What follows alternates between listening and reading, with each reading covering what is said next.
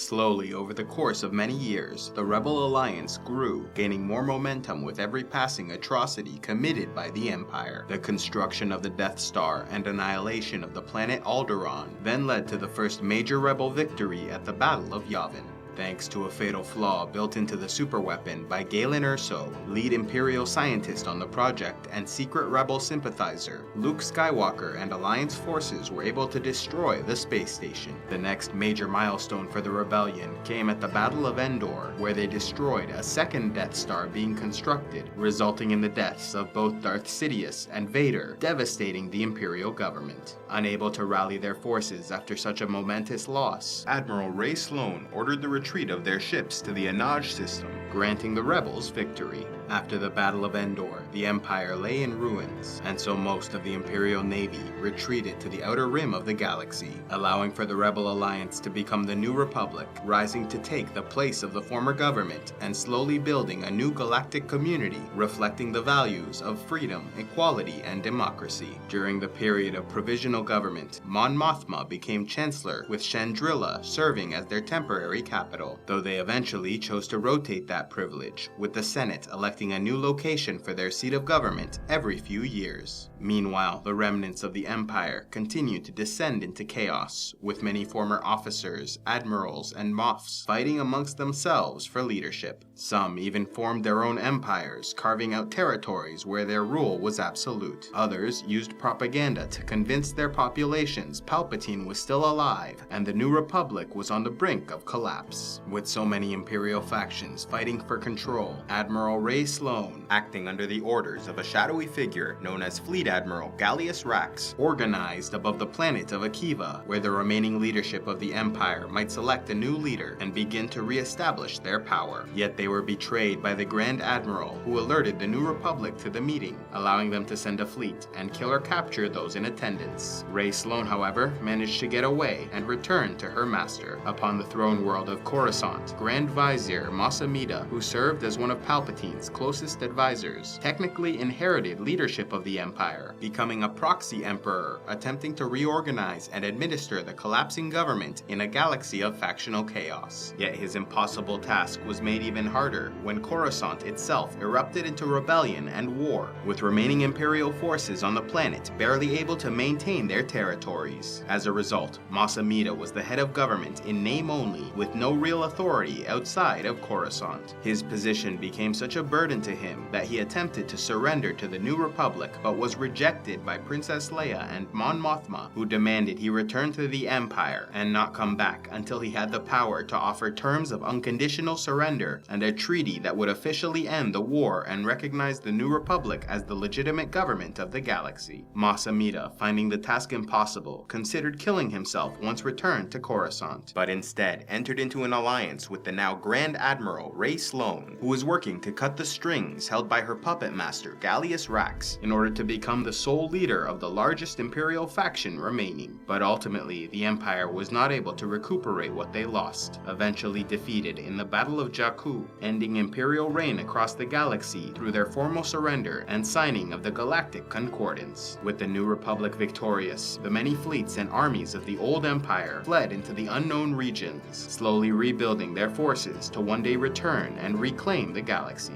However, the New Republic proved ignorant of this remaining threat, and so began the difficult process of re-establishing peace and prosperity across the many worlds pledging themselves to the government. Yet the reach and resources of the New Republic were nowhere near that of the Empire or former Republic, and so many worlds, especially those in the Outer Rim, were neglected, becoming centers of piracy and organized crime, with many cartels like the Hutts re-emerging to prominence and power. Meanwhile, Chancellor Mon Mothma, who was holding together the New Republic through her charisma and the respect she commanded as a leader of the rebellion, pushed through the Military Disarmament Act, drastically reducing the size of the Republic Army and Navy. Although Leia Organa greatly disagreed with this move, Chancellor Mothma feared what a grand army might do in the future, instead focusing their resources on empowering individual member worlds to raise their own planetary defenses and rebuilding trade networks. In addition, Mon Mothma voluntarily voluntarily abolished many of the emergency powers Palpatine had gathered for himself, and after several years stepped down from the position, passing gracefully into retirement. However, with no one else similarly able to unify the government, future chancellors proved unsuccessful, and the Senate soon became mired in political gridlock between the centrist faction, which wanted more centralized authority under a single powerful leader, and the populist faction,